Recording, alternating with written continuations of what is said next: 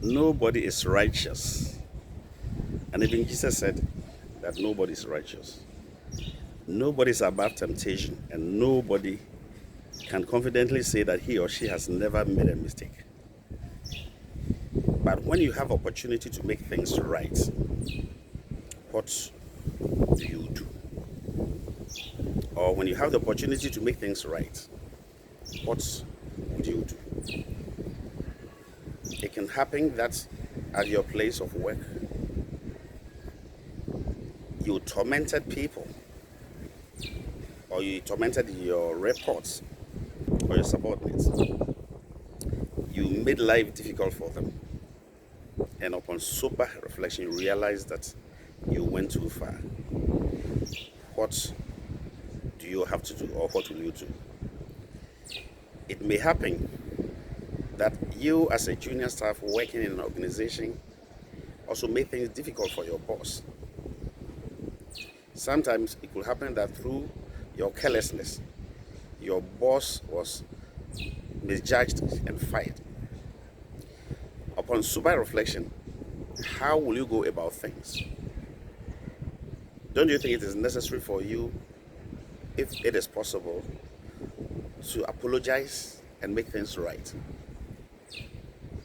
Maybe in times past you brought forth a child, the lady, as a young man or young boy, and you refused to take care of this child.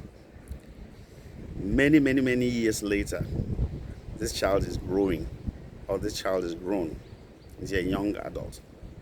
You know where the woman lives. Will you try to correct this by asking people to accompany you to go and apologize and start taking care of that child? Maybe you stole something, and because of that, somebody was incarcerated, and the person has been in prison for many years. Will you do things right? Maybe you've been lazy at work. You go to work anytime you want. You don't respect time. And you've realized that it is not helping you, it's not helping the organization. What will you do? Maybe you have been a woman beater, and your wife or your spouse has been protecting you by sometimes going out of her way to lie to the judge. And you were lucky, you were not imprisoned. Will you still continue beating your wife? Maybe you started life with a boyfriend or girlfriend or somebody who helped you so much in times past. When things became good for you, or when you started making money, you have forgotten that person and gone in for another person with whom you are enjoying the money. You have enough money to even set up this ex-girlfriend in business because of what she or he did for you. Maybe you, this lady in question, has enough money to help that ex-boyfriend whom you put in difficult situation. After spending all his money with you or on you, you left that person. By God's grace, you know the whereabouts of this person. What would you do? God gives us opportunity to repent of things that are not good, so that we can make amends and do things better. Once you have that opportunity, it is important for you to correct it before it is too late. A lot of people on their dying bed do a lot of confession that I was responsible for the misfortune that occurred to this person. Because on their dying bed, they know when they die, there's consequences. And that is the time some people confess of something that they did against somebody or some people. Anytime you have opportunity to make amends, please do. And do it early enough.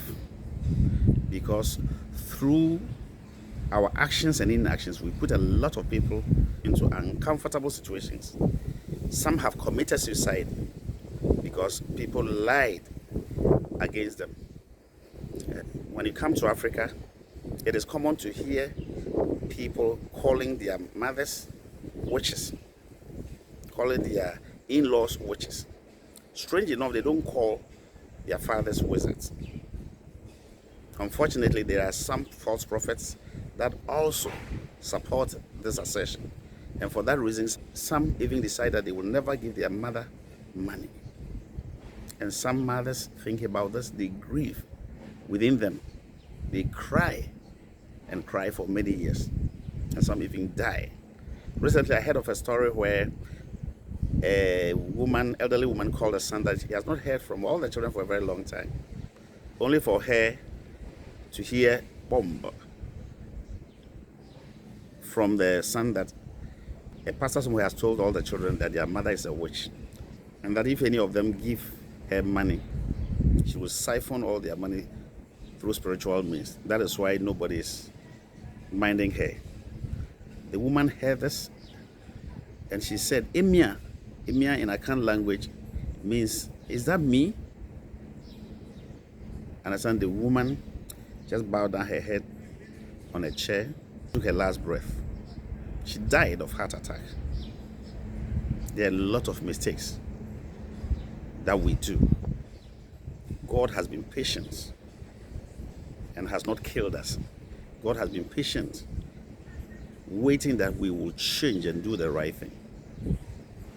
When you have opportunity to correct your mistakes, when you have opportunity to apologize for a wrongdoing, take advantage of it. Because the one whom you offended may have forgiven you, but sometimes may not forget.